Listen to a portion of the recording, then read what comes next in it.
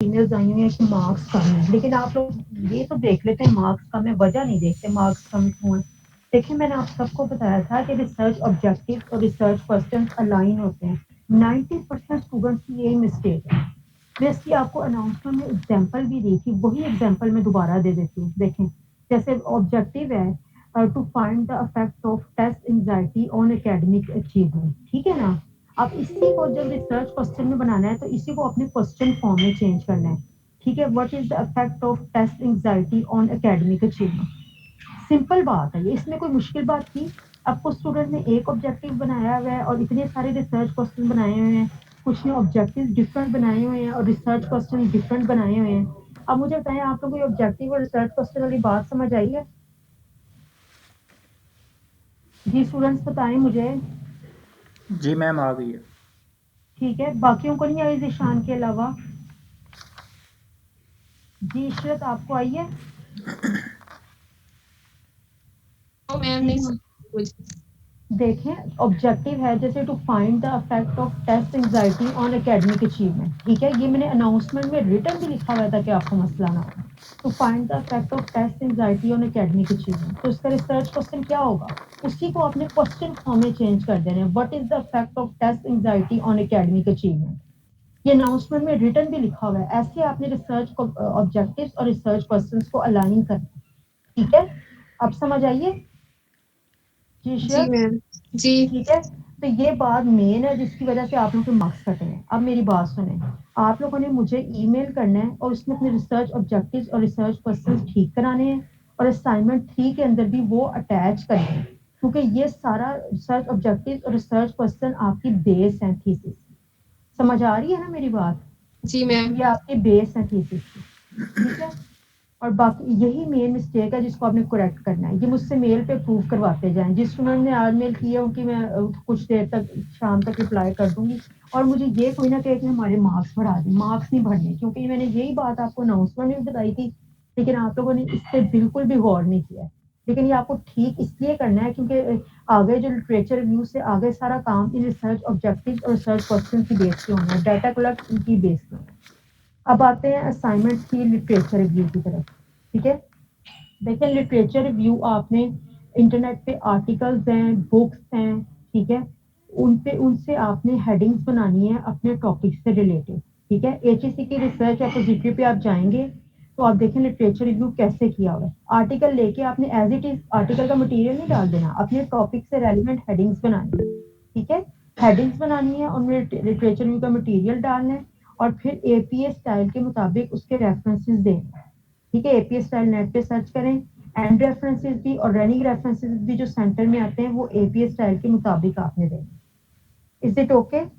और कोई आपको कुछ क्वेश्चन पूछना चाहे तो अब आप लोग पूछ सकते हैं, ठीक है। अब आप लोगों के क्वेश्चन लेने हैं, मैंने जो बताना था वो मैंने बता दिया है। और अपने रिसर्च ऑब्जेक्टिव और क्वेश्चन मुझसे ठीक लाजमी कराते जाएं, मुझे मेल करें, मैं आप लोगों को करेक्ट करके दूंगी। और असाइनमेंट 3 के साथ आपने पिछली सारी असाइनमेंट अटैच करनी है, असाइनमेंट 1 भी, असाइनमेंट 2 भी, रिसर्च ऑब्जेक्टिव और क्वेश्चन स्पेशली चेक होंगे वो भी अटैच करें, ठीक है।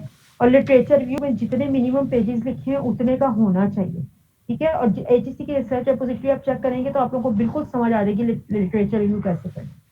आपको आप लोगों को कोई क्वेश्चन है तो बोलें। अच्छा मैम, पहला क्वेश्चन ये है कि आपने बोला कि जो हमारी प्रीवियस 2 असाइनमेंट्स हैं टॉपिक की और प्रॉब्लम स्टेटमेंट वगैरह की, तो वो एज इट इज़ हमने अपडेट करनी है उसमें, या हाँ उसमें जी, हम थर्ड। नहीं मज़ीद? नहीं, मजीद क्यों ठीक करनी है?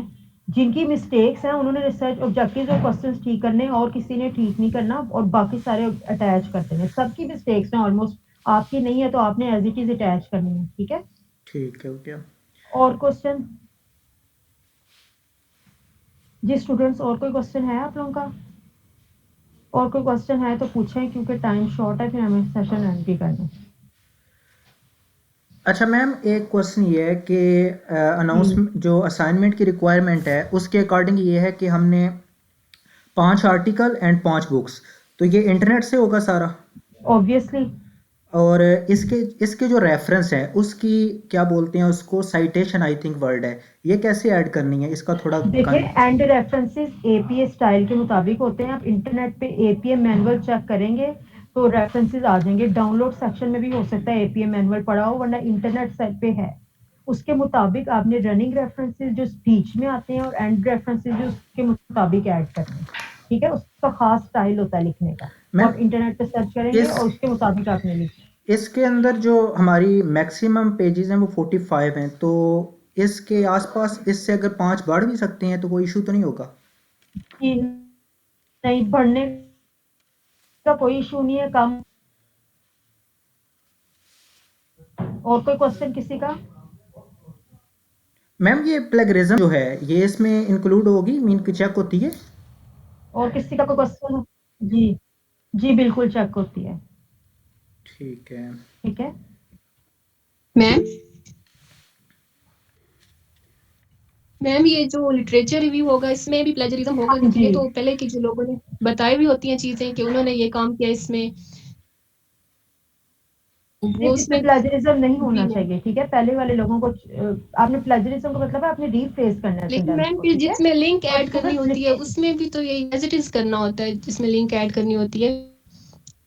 क्या मतलब मतलब लिंक ऐड लिटरेचर करना रिव्यू होता है? में लिंक्स नहीं बनी हुई होती 1 2 3, तो फिर उस ऐसे नहीं होता, लिंक्स की क्या बात होगी, रेफरेंसेस होते हैं बेटा। देखिए रेफरेंसेस रनिंग रेफरेंसेस हैं और एंड रेफरेंसेस हैं, ठीक है। जी मैम। रनिंग, ठीक है। और इशरत ने पूछा है कि असाइनमेंट 3 के हवाले से गाइड कर दें। असाइनमेंट 3 के हवाले से सबसे बेस्ट तरीका है आप एचएससी की रिसर्च रिपोजिटरी देखेंगे, जैसे लिटरेचर रिव्यू किया हुआ है उस पैटर्न से आपने लिटरेचर रिव्यू करना है, ठीक है। बाकी असाइनमेंट 3 में इंस्ट्रक्शंस हैं। ओके और मैम। किसी का कोई क्वेश्चन?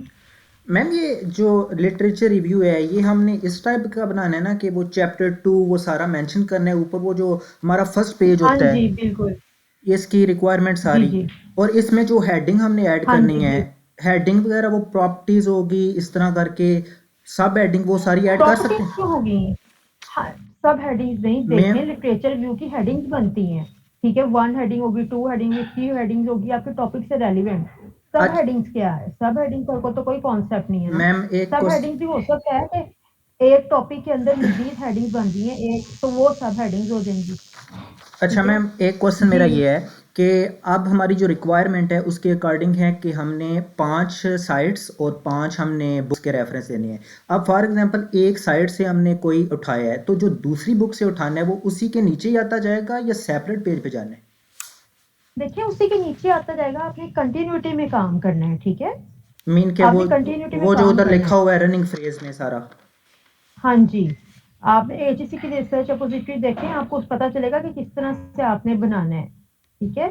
ठीक है मैम। और किसी का कोई क्वेश्चन? जी स्टूडेंट्स, और किसी का कोई क्वेश्चन? चलिए ठीक है स्टूडेंट, हम सेशन एंड कर रहे हैं। आप लोगों को दोबारा मेरी यही रिक्वेस्ट है आप लोगों से कि रिसर्च ऑब्जेक्टिव्स और रिसर्च क्वेश्चन मुझसे ईमेल पे करेक्ट करवाएं, ठीक है। और रिसर्च 3 और आप लोगों को कोई प्रॉब्लम आए तो आप लोग मुझसे ईमेल पे या स्काइप पे पूछ सकते हैं, ठीक है। मैम ओके जी, मैं अल्लाह हाफ़िज़। जी जी जीशान पूछें। मैम एक और रिक्वायरमेंट है ये 2010 के बाद वाली साइट्स, और हाँ जी, ये थोड़ा बता दें। 2010 के बाद वाला कंटेंट आपने लेना है, 2010 से पहले वाला कंटेंट लेना। कोई भी कंटेंट आर्टिकल भी 2010 वाला नहीं ले सकते, 2010 से पहले वाली बुक भी नहीं ले सकते, ठीक है। ये हमारी ये जो मतलब है। मैम ये जो हमारी रेफरेंस बुक्स हैं ये अगर हम आउट ऑफ कंट्री लेते हैं वो भी चलेंगी ना?